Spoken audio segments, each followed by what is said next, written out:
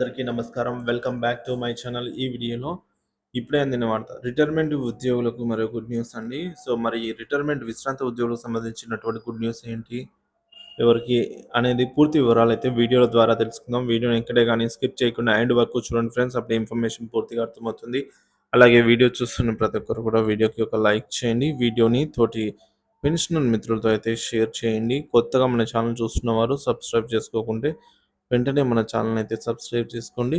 So దీని ద్వారా నేను చేసే లేటెస్ట్ వీడియోస్ అన్ని మీ వరకు రీచ్ అవుతాయి. ఇంకా ఆలస్యం చేయకుండా వీడియోలోకి తెలుపుదాము. సో ఫ్రెండ్స్, ముందుగా కేంద్ర ప్రభుత్వ ఉద్యోగుల పెన్షన్ ప్రక్రియ గురించి గుడ్ న్యూస్ అండి.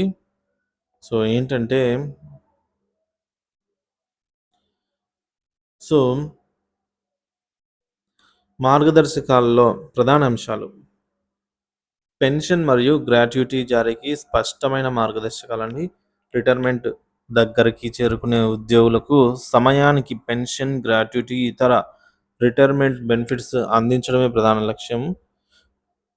So department of pensions and pensioners welfare DOPPW October 25, 2024 ఒక ఆఫీస్ మెమోరాండం ద్వారా ఈ మార్గదర్శకాలు జారీ చేసింది.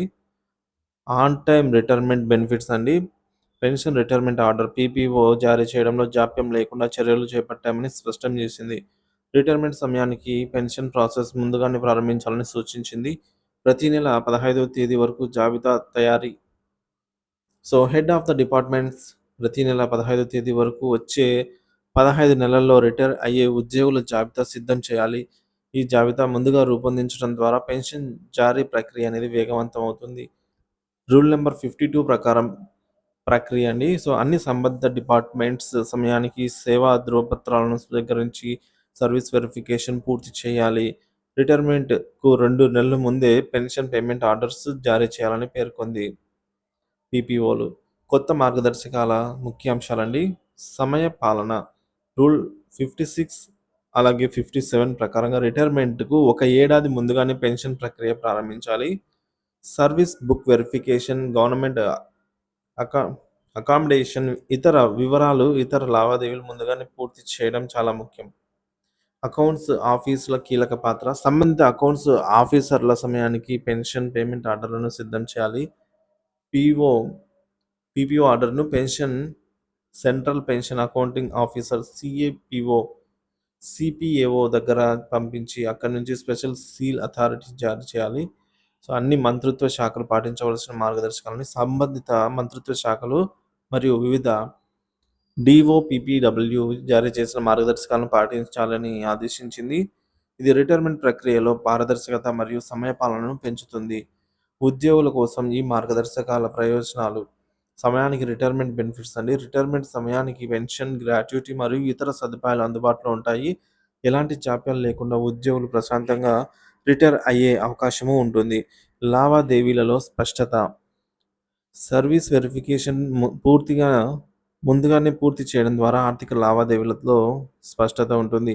విధి నిర్వహణలో పారదర్శకత డిపార్ట్మెంట్ హెడ్లు మరియు అకౌంట్ ఆఫీసర్లు సమయపాలనను ఖచ్చితంగా పాటించడం వల్ల రాజ్యాంగబద్ధమైన విధి నిర్వహణ అయితే పెరుగుతుంది.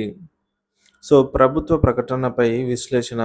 సో కొత్త మార్గదర్శకాల ప్రకారం రిటైర్మెంట్ ప్రక్రియ మరింత సులభం అవుతుందండి. పెన్షన్, గ్రాట్యుటీ మరియు ఇతర బెనిఫిట్స్ సమయానికి అందడం ద్వారా ఉద్యోగుల జీవితాల్లో ఆర్థిక స్థిరత్వం కలుగుతుంది. ఇది విధి నిర్వాహక పరిస్థితి, పద్ధతి మరియు సమయపాలన వంటి అంశాలను ప్రభుత్వం ప్రాముఖ్యత ఇవ్వడం రిటైర్మెంట్ సౌలభ్యాన్ని పెంచుతుంది అనైతే పెన్షనర్లు చెప్తున్నారు. రిటైర్మెంట్ దగ్గరికి వచ్చే కేంద్ర ప్రభుత్వ ఉద్యోగులు ఇకపై పెన్షన్ లేదా గ్రాట్యుటీ జారీకి ఎలాంటి టెన్షన్ లేకుండా ఉండేలాగా ప్రభుత్వం కీలక చర్యలు చేపట్టింది. సమయానికి రిటైర్మెంట్ బెనిఫిట్ అందే దిశగా అయితే ఈ మార్గదర్శకాలు రూపొందించబడ్డాయి.